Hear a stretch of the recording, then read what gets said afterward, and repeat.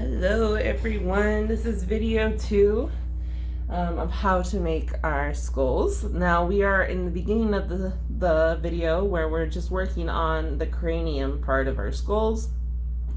And so what I've done is I've taken a piece of scrap clay and I'm going to make it into a holder for my clay so that I don't make any flat spots on my skull until I'm ready to make flat spots. I don't want to have any unintentional flat spots. So what I did basically is I started squeezing this, and so you can see it's already kind of been squeezed. And I'm twisting as I squeeze it. I'm not just squeezing it in one spot. So the piece is twisting and squeezing and twisting and squeezing. It's a little dry. I'm going to take my technique of using the sponge on my hand and keep doing my squeezing technique. You want to work smarter, not harder. So if I just went straight to trying to roll this out, a lot of times what you'll get is a lot of tacoing or burritoing, in which you'll see the ends will start to just basically turn into little holes, and then you'll just start trapping a lot of air. I mean, at this point, it's not really important because it's just to help us hold our piece. But if you're thinking about this in the future, you might want to think ahead of time. So I'm going to cut this because this is way too big. And I'm just rolling it out. I'm working from home today. So you'll see kind of my home setup a little bit. It's pretty much the same as my school setup. The only thing is I dump my water outside in my plants instead of in the sink. The sinks at school have a sump attached. If you've never been to the campus, I think most of you have if you came on that first day. You don't want any of this clay to get into the pipes. So you want to keep them nice and where they belong, all of your clay. So now that I have this set up here, I'm going to use my fetaline knife that you all should have gotten in your toolkits. And I'm going to kind of make a overlapping circle here. And I'm going to then cut. We talked about this a little bit before, but when you do want to attach things, it's really best to attach them at opposing angles so that they fit snugly into each other. So I made that angle there. So as you can see, once I overlap those and cut them, now I have that perfect connection here, so that there's so I don't have to make sure they're the same. They are the same.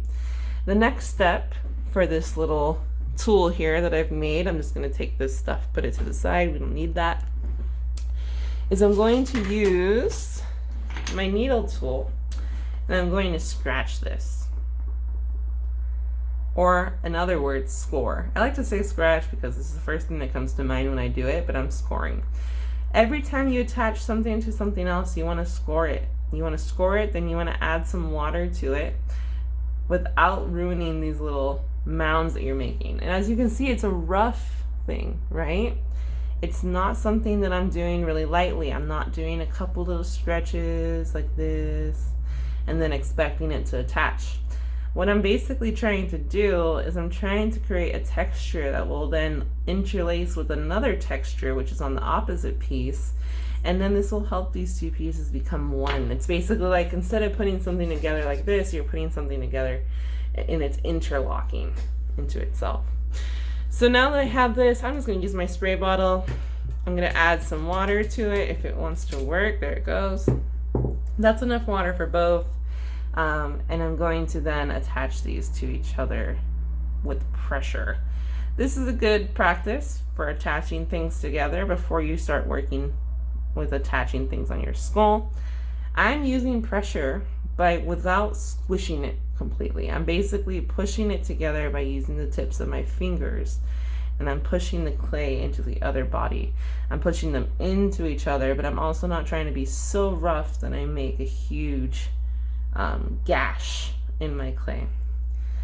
So the next step is to kind of use your finger to spread or to really work over that seam that you made. And then you want to use your metal scraper to really help with that smoothing. You can do things in angles, which is a really good way to keep things from showing that they are seamed in that area. If you go in an angle to smooth stuff, it'll help remove that seam from sight. And then I'm just going to finish it off with my fingers.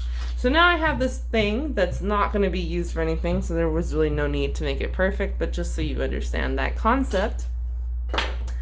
And I'm going to add my clay to the top of it. There we go. So now I have this really cool little circle that'll hold my skull for me. And then what I'm going to do is I'm going to do that same thing. Now my assumption is that these fit each other. It's kind of hard to tell when they're both on the table. As you can see, they're both very heavy. And so if you're making your circle too flared out, you will see that these two will start to sag when you put them on top of each other. Fortunately, that's not the case here. They're not sagging too much. There is still some stability. So I'm going to I put them on top of each other to a way that I think that they pretty much match. And I'm just gonna give myself some guiding lines. So I've just basically put some lines on these just to remind myself that that's where they fit. Because I'm gonna basically go, here, I'm gonna show you how that looks. So here's these little lines that I made. Yeah, so basically what's gonna happen is I'm gonna take this off of this one and it's gonna distort, as you can see. And I'm going to score both of these, but I'm gonna start with the one that I have on my donut. The reason I'm starting with that one is because that one can sit on the table without getting smushed. So all that work that I did, if I did that to this one over here, I'd put it down on the table to make sure that there's no hard spot that happens on it, and then what will happen is all that work I did was for nothing. All right, so I'm going to score this. All right, keep on scoring, keep on scoring. All right, I'm going to score this until I get all the way around on each of the pieces, and then I'm going to attach them. So let me just spend some time doing that. All right, excuse the bounciness of my camera. It's just how this works.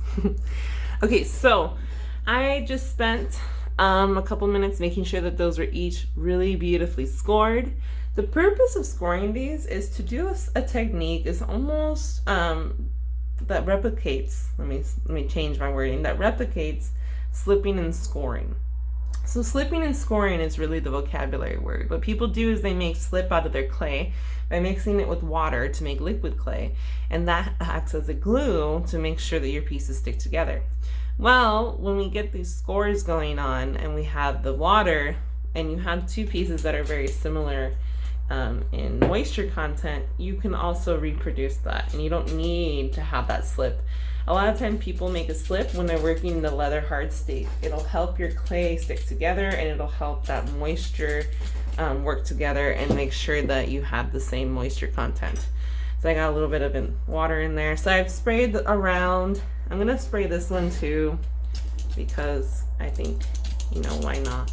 Usually I'll use a paintbrush, but I didn't have a paintbrush nearby, so we're gonna do it this way. So I'm gonna move this a little bit so you can see it better. All right, so I'm going to now attach this guy on top of this guy.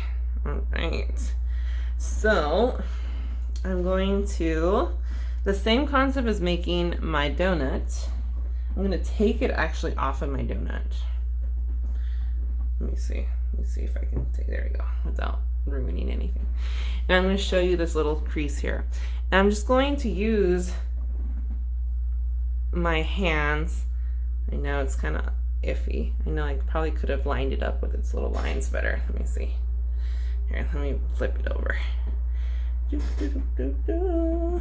Those lines that I made, I forgot to use. There we go.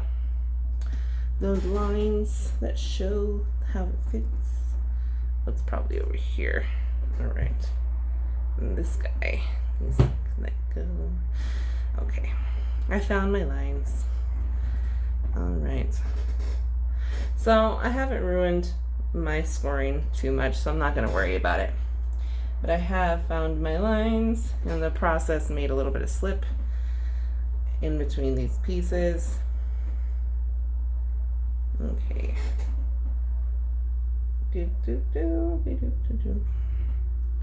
Okay, so this is coming out a little wonky, but I think I know how to fix it.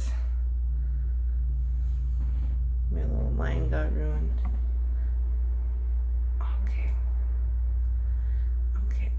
Okay. All right, fixing my lines. Cool. So I'm getting there. Making sure all my little mouths are lined up. Okay. Before I take it off the donut, because this is a little wet right now, I would probably let these set up a little bit and then attach them, but working a little quickly. So I'm basically pushing upward slightly and downward with the other part of the clay. You might get little areas where the clay does not want to align, so I'm just using my needle tool, going in there, bringing things out. Okay. I'm gonna switch this over because I realize that that donut was secured only for this guy. Okay, so I'm now going into this after I've done that pressure, and I'm just basically going in an angle and pulling the clay over that seam. All right. And as we do this, we're gonna trap some air in this skull here. And we wanna do that. We don't wanna add any holes until we're ready and we're okay with our shape. And you'll notice that this will dry slower with the air inside than it will if you put a hole in it. Okay, so fix the owie or the boo-boo. All right, I'm gonna keep going, and I'm going to keep pulling at an angle these edges here. Here, I'll take this off. So you can see I'm just pulling the clay over this seam that I have on both sides. I'm not just doing one side. I'm going over on one, going back on the other, trying not to push too hard. I'm more pulling, right? I'm pulling clay. I'm not pulling the actual shape. I'm pulling the clay over to basically seal that.